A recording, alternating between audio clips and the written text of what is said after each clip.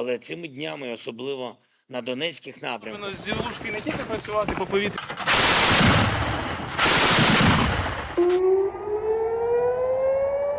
পহেলা April ইরানি কনসুলেটে হামলার প্রতিশোধ নিতে শনিবার রাতে ইসরায়েলে নজিরবিহীন হামলা চালায় তেহরান।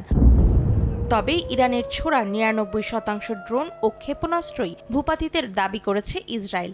এরপরই আলোচনায় আসে ইসরায়েলের অত্যাধুনিক আকাশ প্রতিরক্ষা ব্যবস্থার বিষয়টি। এবার রাশিয়ার আক্রমণ রুখতে তেল আবিবের মতো শক্তিশালী প্রতিরোধ ব্যবস্থা গড়ে তুলতে মিত্র দেশগুলোর সহায়তা চেয়েছে ইউক্রেনের প্রেসিডেন্ট ভলোদিমির জেলেনস্কি। здатні давати захист життю. সম্প্রতি ইউক্রেনের বিভিন্ন অঞ্চলে ক্ষেপণাস্ত্র হামলা চালাচ্ছে রাশিয়া। এরই মধ্যে দখল করে নিয়েছে অনেকগুলো অঞ্চল। পাল্টা হামলা চালাতে কিয়েভ দেরি না করলেও প্রতিরোধের দিক থেকে খুব বেশি সুবিধা করতে পারছে না। তাই মার্কিন কংগ্রেসে আটকে থাকা সহায়তা প্যাকেজ অনুমোদনের আহ্বান জানিয়েছেন প্রেসিডেন্ট জেলেনস্কি।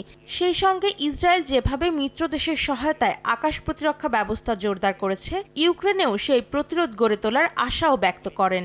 বিকাশে কম খরচে ক্যাশ আউটের লিমিট বেড়ে ৫০,০০০। প্রিয় এজেন্টও ২টা।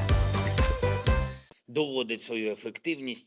এক সপ্তাহের মধ্যে রাশিয়া ১৩০টি ড্রোন, ৮০টি ক্ষেপণাস্ত্র ও ৭০০ এরিয়াল বোমা দিয়ে হামলা চালিয়েছে। সৌভাগ্যক্রমে আমরা বেশ কয়েকটি ড্রোন আটকাতে সফল হয়েছি, কিন্তু আমাদের সামনের পরিস্থিতি বেশ ভয়াবহ। ইসরায়েল যেভাবে হামলা প্রতিরোধ করেছে তার পেছনে অবশ্যই তাদের মিত্র দেশ রয়েছে। আমরাও আশা করব ইসরায়েলের মতো প্রতিরক্ষা ব্যবস্থা গড়ে তুলতে মিত্র দেশগুলো আমাদের সহায়তা করবে। Загрозу у небі знищували. শনিবার ইউক্রেনের সেনাপ্রধান বলেন, রাশিয়া কয়েক ডজন ট্যাঙ্ক ও সামরিক যান ব্যবহার করে বাকমুথে তাদের প্রতিরক্ষা ব্যবস্থা ভেদ করার চেষ্টা করছে। শুক্রবার রাশিয়া নতুন করে দোনেৎস্ক অঞ্চলের আভদিভকা থেকে ১১ কিলোমিটার পশ্চিমে একটি গ্রাম দখল করেছে। একই দিনে ইউক্রেনের দক্ষিণাঞ্চলে রুশ নিয়ন্ত্রিত জাপোরিঝিয়ার তকমাক শহরে হামলা চালায় কিয়েভ।